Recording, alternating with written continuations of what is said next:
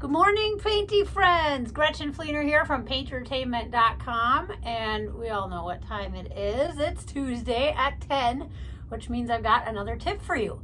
Today's topic is bling, how to store it. This is one of those questions that you will get a different answer for every artist you ask. We all have our different methods to store, organize, and display our bling. I'm just going to share with you how I do it. Feel free to take and use whatever works for you. So my personal actual stash of bling that I store, I keep in binders.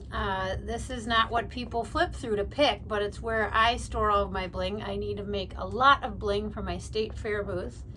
And these are mini binders. So they are half sheets, like 5.5 by 8 inch. The reason for that is just because I put these in my vintage camper and the shelves are short. So it's designed around my camper. You can use any regular size ring binders. I find I get a lot in these though. So this is my superhero binder. I've got every binder labeled with the type of bling so I can find them easy. They're all color coded based on price for the state fair, which makes it easy for me to find when I need to refill a page of bling. And yes, it is a little bit more work for me to put these in the small binders because I create them on larger letter size sheets and then I have to transfer them to the small sheets. But I find once I move them, I can crowd them a lot tighter, and I actually end up getting a lot more bling in these small books than I do if I just put the freshly created bling sheets in a bigger book.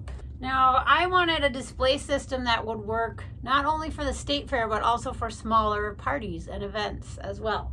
So what I did is I designed everything around a business card, standard business card size, because I knew I could get these adhesive little pouches at business card sizes. So I have some here that open from the top on the long edge, and then these ones open on the short edge. And this is what I slide all of my bling into on my various displays. Then what I did is I created these cards to stick the bling to. I have these shapes for the ones that open on the long edge, and these open on the top edge. And these cards are cut so that they stick out. They stick up a little bit from the pocket, so they're easy for me to grab. So I push it all the way in there, and you can see the top is easy to grab. On the back I have my business information. And so that's the base that I stick my bling to. At the state fair I have these Bling Books. Now I was lucky enough to score this book at Goodwill, but if you want to find them online, they're usually called like a desktop reference book or reference system. This one's a pretty good heavy duty one, and it's just these really sturdy pages. I then took these clear pouches, stuck them on the pages, and I just organized them by theme, and these cards just fit in here with the bling on them. So this is my kitty face page. I'm working on filling it up for the fair still, so it's kind of empty, but there's a couple of kitty bling options. This book has tabs for price ranges. I've got my superhero bling. So this is how I display my bling at the state fair. Now, unicorn horns and monster horns obviously don't fit in these little pockets. So I have a spinning retail display that I put them in. It's kind of like a little jewelry display. But when I'm at a party, birthday party, and I want to bring the horns and bigger things, I actually use this jewelry box, which was also from Amazon. And what I like about it is it allows the kids to look and point without touching the bling, so they can pick what they want, and then I will open it up and pull it out for them. So if it's a small party, I can put all the bling in here, including the horns, which is nice. Or I have miniature flip books, and now this is using the same little card pouches, so I can move them from book to book real easily. This is just a tabletop photo album from the thrift store. I have several of these.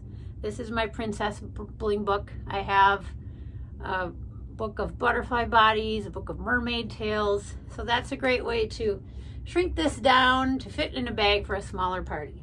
Another option I've used lately for the smaller parties is this type of hanging jewelry organizer. So this one is cool because it has a zipper across the top, and I can put all my cards in here. See, they still fit that business card size. Shape fits.